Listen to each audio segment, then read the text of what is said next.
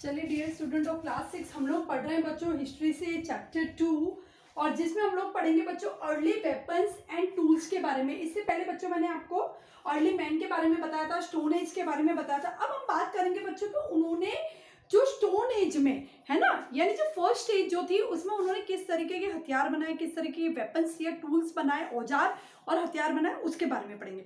The weapons and the tools of the early man were made of a stone, ये पत्थर से बने हुए थे, इसीलिए इसे स्टोन एज कहा गया। A hard stone known as a flint along with other kinds of a stone was used to make a weapons and tools।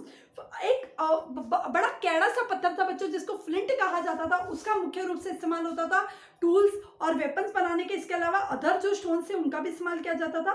फिंट was a stone which was use in a making fire. Flint वो पत्थर था जिसको आग जलाने के भी काम में लिया जाता था। He found this kind of a stone easy to chop. इस तरीके के जो पत्थर जो थे उनको किसी चीज को काटने के लिए इजीली मिल जाते थे। So he gave a different shape to it. और हम लोगों को यहाँ पे नजर आ रहा है बच्चों जैसा पिक्चर में कि उन्होंने इस तरीके के जो स्टोन से उनको अलग अलग शेप्स दिए। So he gave the different shapes to it. However the tools that man made at this time were unpolished and rough. इनके क्या कैरेक्टरिस्टिक्स थे? ये जो टूल थे अनपॉलिश्ड और रफ थे। कैसे थे बच्चों? अनपॉलिश्ड, फिनिशिंग नहीं थी इनके ऊपर, अनपॉलिश्ड और रफ थे। Some of these tools have been found in South India and in the Sohan और सोहान रिवर। ये दक्षिण भारत में पाए गए और सोहान रिवर के आसपास, रिवर वैली इन पाकिस्तान के सोहान रिवर वैली में इस तरीके के टूल्स पाए गए। In a certain places like in the Kashmir valley, कई और जगहों पे कश्मीर की घाटी में द हॉर्न्स और the bone of animals were also used as a weapons and tools. और किसका इस्तेमाल करते थे? एक तो स्टोन तो था ही बच्चों, स्टोन तो था ही, जैसा मैंने आपको पहले भी बताया कि कर्ड यानी हड्डियों से और बाकी और जो जानवरों के जो बॉडी पार्ट्स होते हैं उससे भी वो लोग क्या बनाते थे? हथियार। यहाँ पे हमें गिवन है कि हॉर्न्स यानी सींगों से, हॉर्न्स और बोन, इनके भी वो हथियारों में, इनका भी वो हथियार बनाने में इस्तेमाल करते थे। ये इस तरीके के जो थे ये कश्मीर वैली में, यानी कश्मीर वैली जो है यानी कश्मीर की जो घाटी है वहां इस तरीके के हथियार मिले हैं हमें अवशेषों के रूप में। Such a weapons and tools have been found in the foothills of the Himalayas, in the Narmada Valley and in the Deccan. The following the tools were used by the early man। और यहाँ पे name given है बच्चों। Chopper जो कि काटने के काम में आता है, cleaver, birch, hand axe, arrowhead, scraper, इस तरीके के जो हथियार थे बच्चों वो लोग बनाते। Some of the earliest plants to be domesticated were barley and the wheat. ये हम लोग बाद में पढ़ेंगे बच्चों कि किस तरह के प्लांट जो थे वो ग्रो वो करते थे। अब हम लोग बच्चों आगे टूल्स में पढ़ेंगे कि ये जो टूल्स थे इनका वो इस्तेमाल किस प्रकार करते थे वो। These stones tool may be have been used by the primitive people for the chopping fruits। एक तो फ्रूट्स को काटने में, चॉपिंग करना यानी काटना, chopping fruits, and the roots, जड़ों को काटने में, फ्रूट्स को, डिगिंग द ग्राउंड, जमीन को खोदने में, and to cut meat and the scrape meat off skin of dead animals. क्या करते थे? मीट को काटने में और स्किन और मीट को अलग करने में भी वो इस तरह के हथियारों का काम में लेते थे। The tools use by the primitive man can be grouped into the 3 major categories. अब यदि हम इन टूल्स की बात करें तो इनको 3 अलग अलग श्रेणियों में हम बांट सकते हैं, 3 अलग अलग कैटेगरीज में बांट कर सकते हैं। जो पहला है हैंड एक्सेस, हैंड एक्सेस की यहाँ पे बात हो रही है बच्चों। फिर सेकंड आता है चॉपर्स, चॉपर्स आ जाएगा बच्चों सेकंड। इसके बाद है बच्चों फ्लेक इम्प्लीमेंट्स,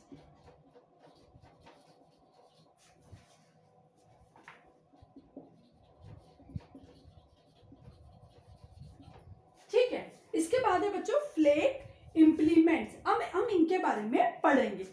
फर्स्ट है हैंड एक्स। हैंड का मतलब होता है हाथ, एक्स का मतलब होता है कुल्हाड़ी। They were use mainly to give the smashing blows. In the starting they were use without the handle. इन्होंने जो ये जो एक्स जो थी बच्चों, पहले शुरू में उन्होंने इसमें हैंडल नहीं लगाया, बस इस तरीके का कुछ उन्होंने हथियार जैसा बना लिया पत्थर से, इसमें उन्होंने हैंडल नहीं लगाया। without handle. Further, they were tied to a wooden handle, which made it possible for a man to use it a bigger force. शुरू में वो लोग उसको हाथ से ऐसे एक्स को काम में लेते, लेकिन बाद में उनको लगा कि इसमें लकड़ी का हैंडल लगा लेना चाहिए, वुडन हैंडल, तो उन्होंने डंडी तोड़ के या मोटी सी डंगाली तोड़ के उसमें हैंडल लगा लिया, और उसको उनको ये लगा कि इससे चॉपिंग करने में या इसे काटने में आसानी होती है और ज्यादा ताकत वो लोग लगा सकते हैं। बिगर फोर्स का मतलब ज्यादा ताकत। अब हम बात करते हैं चॉपर्स की। They were made of a heavy stones work to sharp edge in one direction only. ये जो चॉपर जो थे बच्चों, इसमें एक ही मतलब उसमें दिशा में बहुत शार्प, जो यहाँ पे जो ये जो धार होती थी बच्चों, ये बहुत शार्प कर लेते थे उसमें, ठीक है, सॉरी, इस डायरेक्शन में वो लोग बहुत शार्प धार कर लेते और उसका इस्तेमाल करते थे। चॉपर्स कहलाते थे ये। Work to sharp edge in one direction only and were mostly probably use to chop meat. और अधिकतर शायद, प्रोबेबली का मतलब परहैप्स, शायद इसका इस्तेमाल, चॉपर्स का इस्तेमाल मीट यानी मांस को काटने के, चॉप करने में किया जाता था। Flake implements, they were used as a scrapers and knifes for the finer work. Flake implements क्या आते हैं बच्चों? छोटी चाकू जैसे, जिसको अपन कह सकते हैं कि और बारीकाई से और बढ़िया तरीके से काम करने में फ्लेक इम्प्लीमेंट्स का इस्तेमाल करते थे। तो ये थे अलग अलग हथियारों के बारे में हमने बात की। Some of this implements were given sharp points and tied to a arrow and the spears. इस तरीके के जो हथियार थे बच्चों, इनको एक तीर की तरह काम में लिया जाता था। जो ये फ्लेक इम्प्लीमेंट्स जो थे, तीर की तरह काम में लिया जाता था, एक लकड़ी से या उसे बांध दिया जाता था और उनको तीर की तरह काम में लिया जाता था। Arrows and spears, this enabled man to hit and kill the animals without going very close to them. और ये क्या करते थे बच्चों? इससे दूर से ही जानवरों का शिकार कर देते, जैसा हमें यहाँ पे पिक्चर में दिख रहा है कि दूर से इसके शरीर में घुसा दिया और फिर उसका शिकार कर लिया, जानवर के पास उनको नहीं जाना पड़ता था। For several thousands of years of man's early history the only remains that we may find are a crude stone tools. This tools are often found lying along the terrace of the rivers where early man used to wander in search of a wild animals. ये अधिकतर ऐसे हथियार हमें वहां नदियों के आसपास मिले, जहाँ पे अर्ली मैन जो था वो क्या करता था बच्चों? भोजन की खोज में या शिकार की खोज में जिस क्षेत्र में वो घूमते थे। use wander in search of a wild animals. They have also been found in the rock shelter. और rock shelter का मतलब होता है गुफाएं, केव। रॉक शेल्टर का मतलब चट्टानों की जो छतें जो बनी हुई होती है या गुफाएं जो बनी हुई होती है, वहां भी इस तरीके के हथियार जो हैं वो पाए गए हैं। And caves and he where he once lived, जो वहां पहले रहते थे early man was fully dependent on the nature for his food supply.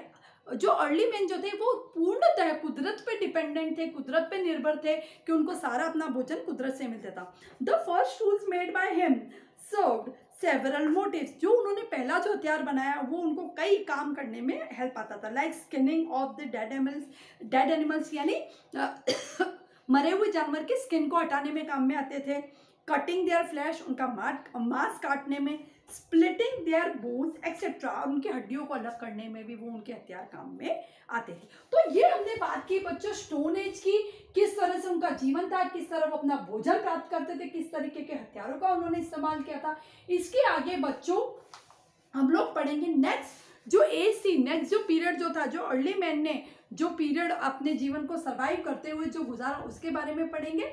तो बच्चों आप इसको दोबारा रिवाइज कीजिए and if you find any difficulty just ask us, हमें पूछिए। जब आप इंटरेस्ट लेंगे बच्चों तभी हमें मजा आएगा पढ़ने में और पढ़ाने में। So read it out and revise it. Thank you very much.